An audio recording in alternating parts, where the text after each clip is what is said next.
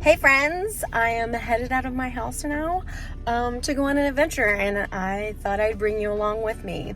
I have I believe, 52-minute drive right now, and I will show you where I'm going.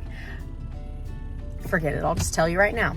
I'm going to Michael's, and I'm gonna go to two Michael's, and I wanna show you the difference in both of them. We're gonna check out some Wool-Ease, a brand new Wool-Ease, and we'll also look at other Wool-Ease too. And even though it's a little toasty outside, I thought I would bring my Live Your Dream bomber with me because it is made out of Wool-Ease recycled yarn. Big fan. In the spirit of Wool-Ease, why not take it? Even though it's warm out, you gotta appreciate the yarny things all the time.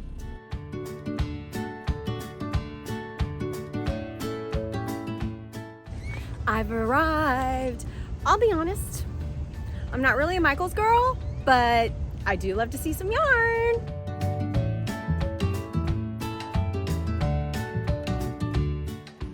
I don't know if music is gonna get me on this, but I've never actually been to this Michael's, but this is the yarn I was looking for. Here's the squish test on three of my favorites: the Wool-Ease Roving, the Wool-Ease Thick and Quick,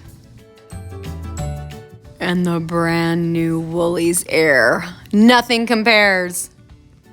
The Roving is a medium weight, while the Thick and Quick is a super bulky, and somehow Aire is also a super bulky. I always love that journey right into the store when you've never been there before and you go on the hunt. Where do they keep the yarn? And it's always like right by the fabric, right? Love that. I was not expecting that yarn to feel that way. I couldn't really talk about it in the store because there's music playing, and hello, copyright. YouTube has got me a couple times on that, but you're not getting me today. And yeah, so this is the Michael's in Mesquite, Texas. I don't know if you've heard of that, but we'll go see what the difference is in the Michael's in Rockwall. The people here were really freaking nice though. Like, they asked if I needed any help finding anything, and I told them what I was doing, and they were like, oh, thank you, welcome. So yeah, I guess. And it seems like they had like a lot of orders in bins for people to come pick up, and this is like the middle of the day on a Monday, and so there were quite a few people still coming in to do some shopping. So I'd say can't go wrong. I have arrived at the second Michael's. As you can see, even by the sign, it looks a bit different. We will see whether the yarn will be on an end cap like the last place or in the middle amongst other yarns. I will say the halo, when I first saw it, was not what I expected. Like, I don't know what I expected, really. I didn't like look at all the details when they sent us about going to check out these yarns, but I was pleasantly surprised. I think that I'll give more descriptions as to my opinions on the yarns in a bit. The first Michael's I went to was about 49 miles from my house. This one is 41 miles, so I'm technically getting closer to my house. So I went to the further one, and now I'm at the closer one. I'm more familiar with this one. Yeah, let's go check it out.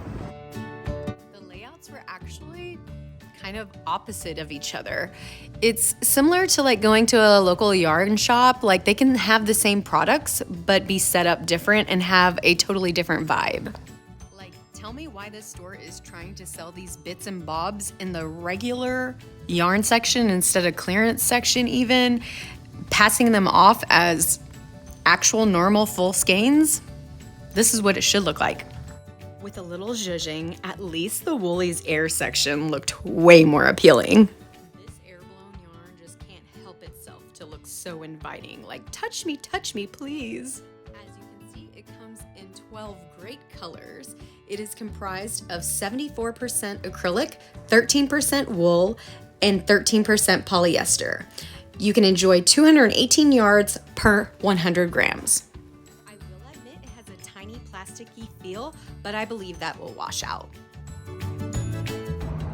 Well, that was a fully different experience than the last store I went to. So the Tom Daly yarn was actually like on an end cap the aisle before, I believe, which is where it was last time when I recorded. And last time I came to this location to record, and there was absolutely no problem. But this time, because I have my tripod, I guess there are legal issues with that, and I am a one-man team. So not to mention my husband got into a racing accident this weekend, a almost near deadly one, and after this I actually have to take him to the hospital. But I don't have a partner with me to help record. Otherwise it would make it so much easier. But so I have to bring my tripod with me if I want like an appropriate nice angle and representative of what you would see when you go. And you know, I always love personally to see footage from other people like walking through places and whatnot, but it's not always feasible for me. So I do what I can with what I have. Anyway, the store manager here, I guess, Gary, stopped me in my tracks because of the tripod. He was nice and we talked it out, but we'll see how things go if I visit this store again on sharing yarn in the future. Maybe I'll have to check out the other stores next time. It was a bit more brighter at the last store too compared to this one.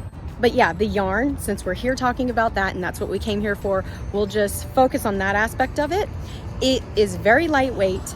The halo is so lovely. I can't say whether the stitch definition would be like very obvious, but I think like the actual finish make that you do would feel incredible. Yeah, so just based off of initial reaction, totes recommend. I think you'll love it. Thought I would give y'all some pattern ideas.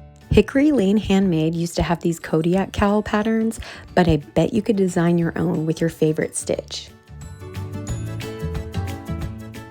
Different gauge yarn is going to give you different dimensions, but any size blanket I think is great. There are probably gobs of garment options out there. Just go searching and you'll probably find some really great ones, but these are a few that I thought maybe you might be interested in checking out. Enjoy the journey.